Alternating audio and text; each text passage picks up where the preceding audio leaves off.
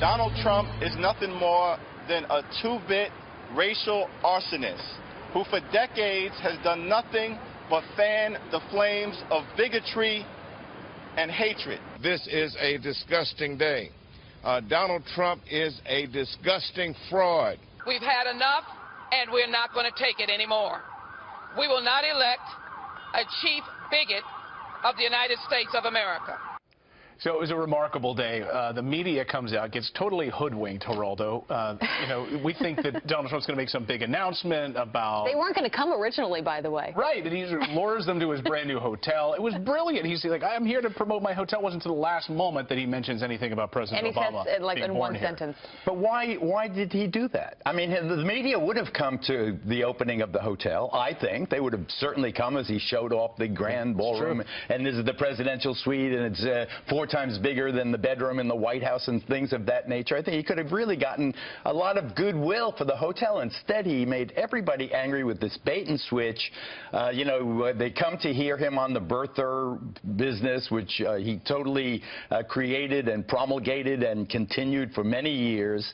They came to hear him say, you know something, I was wrong about that, or I regret. This is one of my my basket of regrettables. I'm sorry I went down that road. Everyone thought he was going to apologize. Why not? Why not a heartfelt, let's put it to bed? Instead, he just sticks it to everybody, thumbs his nose, and this is Tucker, this is an example, again, of that lack of discipline. Why can't he stay on message? I think it's a fair point, but I will say it's a little much to be getting this lecture from the Congressional Black Caucus. 8 years ago, Steve Cohen was elected congressman from Memphis. Good guy. He tried to join the Congressional Black Caucus because he has a majority black district. They wouldn't let him in because he was the wrong color. They're an racially exclusive group. For them to lecture anybody else about racism is too much. I think on Congressman Cohen you have a fair point, and I think that they are not immune from criticism. But when you are going to Michigan and trying to say in Flint, for example, that you know, now Mexico can drink the water and we can't. Now Mexico builds the cars and we don't. That's good stuff.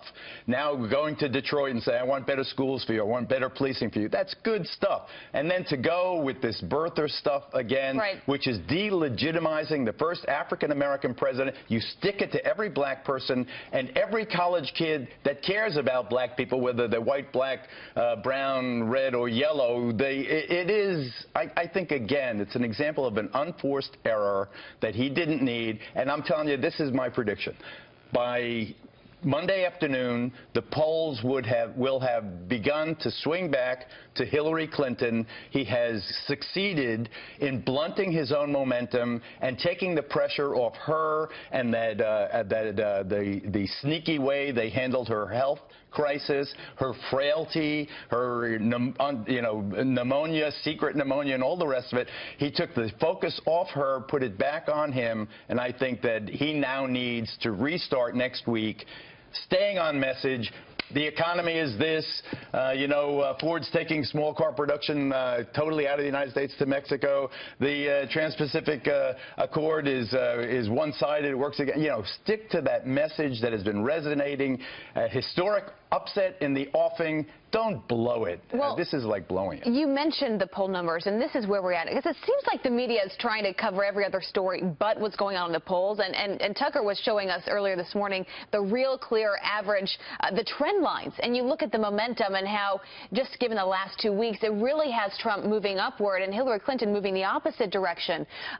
And you look at the two candidates, and Hillary Clinton has been running for president for years and years. She's got the foundation, the ground game. She's got the money. You look at Donald Trump. He doesn't have any of that. Why is the media not focused on the polls right now and just the reality of that it is neck and neck, especially in these swing states? That's a big story. But I heard Tucker say accurately, he's straight up and she's straight down.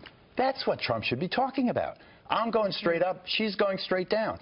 But when you distract people with this stuff, when you allow the New York Times to get cheap shot headlines, Trump, who promulgated the birther stuff and now claims it was Hillary, falsely, PolitiFacts, false, the 16 Pinocchios. It's easy headlines for them is what it is. Easy. You're giving a cheap shot to your enemy. Geraldo, we'd love to get you back outside in Lederhosen because we've tried the food. We've learned how to polka, and we're going to get out there for the beer